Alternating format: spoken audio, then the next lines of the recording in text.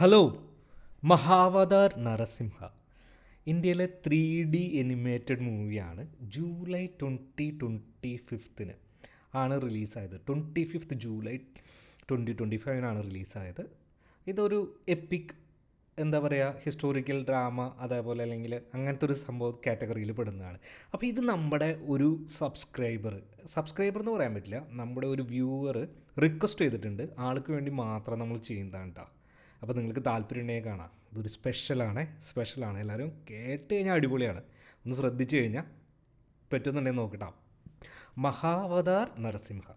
So ഇതിൻ്റെ director എന്ന് പറഞ്ഞു കഴിഞ്ഞാൽ അശ്വിൻ കുമാർ, റൈറ്റർ ജയപൂർണദാസ്, അശ്വിൻ കുമാർ, രുദ്രപ്രതാപ് ഘോഷ് എന്നിവരാണ് ചെയ്തിട്ടുള്ളത്. Producers Shilpa Dhawan, Kushal Desai, Chaitanya Desai. Presented by Hombale films. കേട്ടോ, ഹൊംബാലെ ഫിലിംസ്.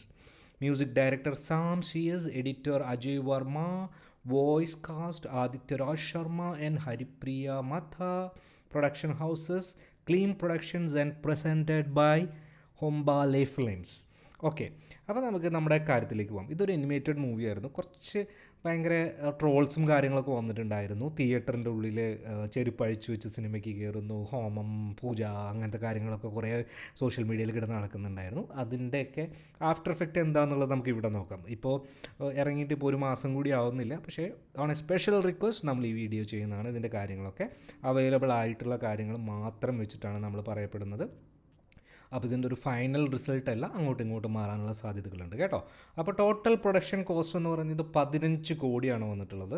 ആക്ടേഴ്സിൻ്റെയും ഡയറക്ടേഴ്സിൻ്റെയും റെന്യൂമറേഷൻ നമുക്ക് പറയാൻ പറ്റില്ല, എനിമേറ്റഡ് ആണ്. അതുകൊണ്ട് ലൊക്കേഷൻ സെറ്റ് VFX അത് എത്രയാണെന്ന് പറയാൻ പറ്റില്ല.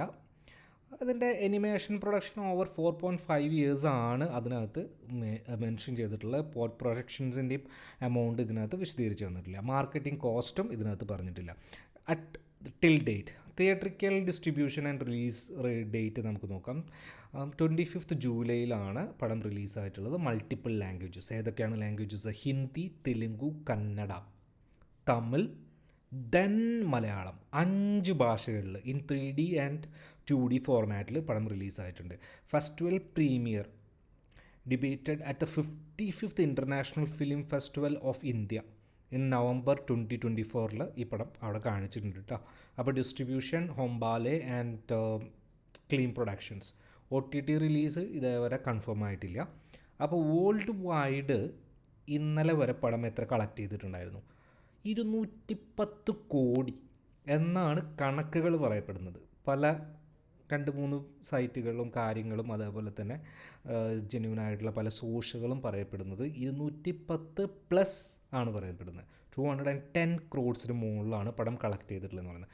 ഹയ്യസ്റ്റ് ഗ്രോസിങ് ഇന്ത്യൻ എനിമേറ്റഡ് മൂവിയാണ്. Highest grossing Indian animated movie. ഇന്ത്യയിൽ നിന്ന് തന്നെ 197.15 crores.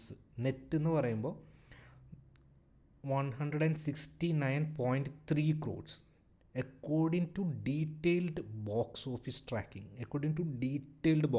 tracking, ഓവർസീസിൽ നിന്ന് 9 മുതൽ 13 കോടി. അതായത് ഈ ഡാറ്റ വേരിയസ് സോഴ്സസിൽ നിന്ന് ജനറേറ്റ് ചെയ്തിട്ടാണ്. OTT സാറ്റലൈറ്റ് ഇതേവരെ കൺഫേംഡ് അല്ല, പറഞ്ഞിട്ടില്ല. അപ്പോൾ ഇതുവരെയുള്ള ടോട്ടൽ ഇൻകം എന്ന് പറഞ്ഞു കഴിഞ്ഞാൽ 210 crores from theatrical. Revenue from OTT satellite audio rights currently not reported. Total expenses എന്ന് പറഞ്ഞു കഴിഞ്ഞാൽ 15 കോടി. ഓക്കെ, 20 കോടി നിങ്ങൾ പിടിച്ചു എല്ലാം കൂടിയിട്ട്. Profitability given 210 crore gross highest and 15 crores ബഡ്ജറ്റാണെന്നുള്ളത് ആലോചിക്കണം. അപ്പോൾ എങ്ങനെയല്ല, പൊളിയല്ലേ? ഒരു പാൻ ഇന്ത്യൻ മൂവിയും കൂടിയും, അതും എനിമേറ്റഡ് മൂവി ഇത്ര കളക്ട് ചെയ്യാന്ന് പറഞ്ഞു കഴിഞ്ഞാൽ വളരെ അത്ഭുതകരമായിട്ടുള്ള കാര്യമായിട്ടാണ് എനിക്ക് തോന്നിയിട്ടുള്ളത് ഇന്നത്തെ കാലഘട്ടത്തിൽ. അപ്പോൾ കുഡോസ് ടീം.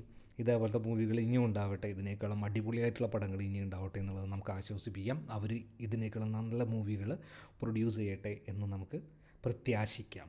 ഓക്കെ, അപ്പോൾ അടുത്തൊരു വീഡിയോ ആയിട്ട് വരുന്നവരെയും ബൈ.